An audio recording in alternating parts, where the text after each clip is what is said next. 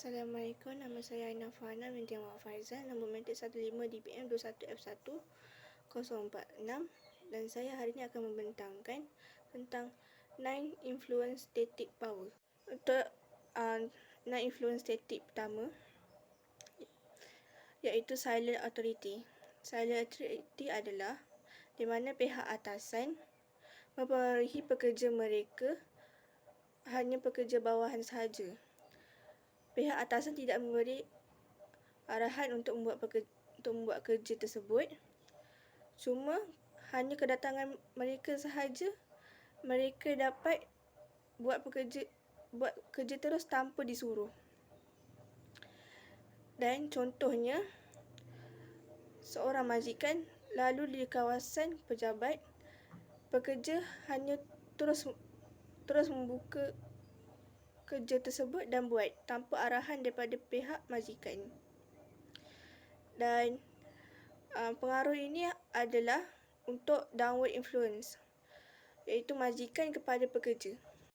Untuk yang kedua, 9 power influence static. Yang kedua adalah assertiveness. Assertiveness adalah orang yang gunakan daripada power legitimate dan coercive power. Mereka akan sentiasa mengingatkan pekerja untuk buat kerja. Jikalau tak buat kerja tersebut daripada arahannya, mereka akan dihukum, contohnya potongan gaji ataupun hukuman lain.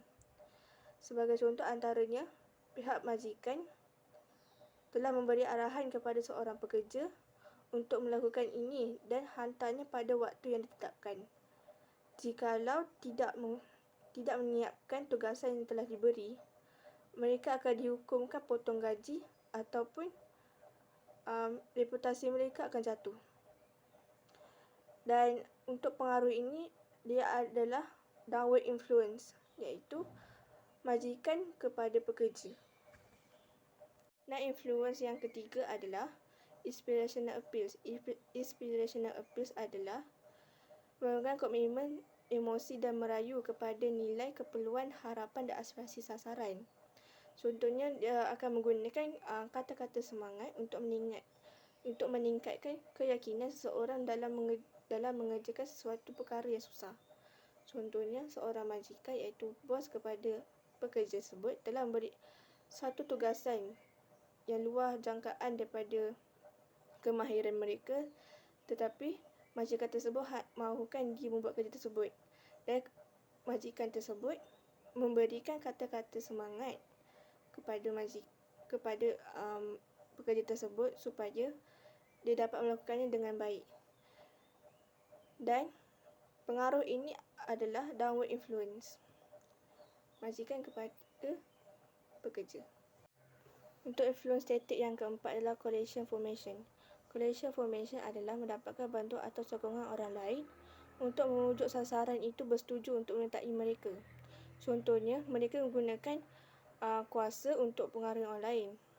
Jika seorang individu tidak cukup kuasa, mereka akan kumpulkan orang yang ada dan menguatkan. Contohnya, seorang satu kumpulan tim telah mengajak seseorang itu menyertai mereka dalam suatu kerja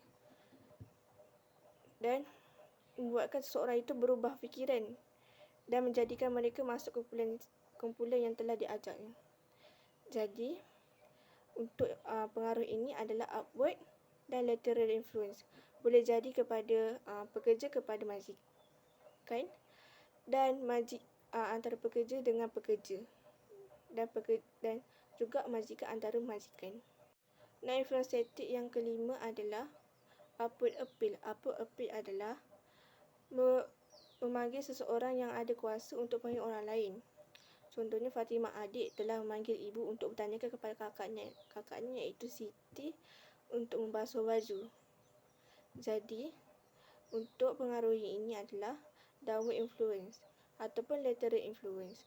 Downward influence adalah daripada majikan kepada pekerja, dan lateral influence adalah sama ada majikan-majikan dan pekerja-pekerja.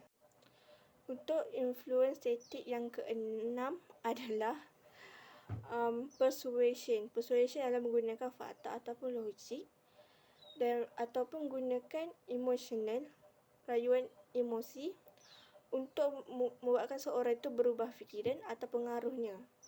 Jadi, perkara ini lebih efektif jika berhadapan face to face. Contohnya seorang pekerja meminta cuti kepada majikan dan mereka menggunakan fakta ataupun logik ataupun emosi mereka ataupun alasan mereka untuk pengaruhkan majikan tersebut menerima cutinya. Dan pengaruh ini dilakukan daripada lateral influence ataupun upward influence, iaitu pekerja kepada majikan ataupun lateral influence pekerja sama pekerja. Untuk yang ketujuh pula adalah ingratitude. Ingratitude adalah menggunakan sanjungan iaitu flattery yang menggunakan pujian kepada seseorang itu, membuatkan seorang itu dan ataupun bertanya kepada orang itu sebelum dia melakukan kerjanya. Contohnya, Ali telah memujuk kawannya dengan menggunakan sanjungan yang berkatakan dia ni rajin buat kerja dan sangat kacak pada hari ini. Jadi Ali ini telah mempengaruhi cara dia untuk kawannya bantu dia dalam membuat kerja. Dan perkara ini adalah downward ataupun lateral ataupun upward. Untuk nak influence static power yang ke-8, iaitu second last, iaitu exchange, iaitu membuat janji secara langsung ataupun tidak langsung untuk memberikan suatu reward ataupun hadiah kepada mereka yang follow arahannya.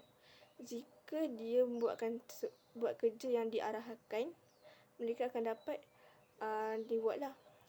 So, benda ni disesuaikan oleh reward power. Contohnya pihak majikan, contohnya bos telah memberikan arahan, iaitu membuat suatu kerja yang mereka akan buat. Jika buat, mereka akan dapat bonus ataupun reward pada hujung bulan ini. Dan untuk pengaruh ini adalah downward, itu bos kepada pekerja, ataupun lateral influence pekerja sama pekerja. Untuk consultation, iaitu nak influence static yang terakhir adalah meningkatkan sokongan sasaran orang yang bertanya tersebut untuk putuskan bagaimana mereka akan buat perkara tersebut. Dan orang tersebut akan meminta kita pendapat tentang perkara itu. Contohnya, Fatimah telah menanyakan pendapat kepada Siti dan Siti memberikan pendapat tersebut kepada Fatimah supaya Fatimah dapat memutuskan keputusan yang dengan betul. Jadi, untuk pengaruh ini adalah downward influence, employee kepada bos. Contoh lain juga, pekerja mempengaruhi majikan dalam satu perkara ataupun benda lain supaya majikan dapat dengar ataupun pengaruh daripada pekerja apa yang dia cakap tadi.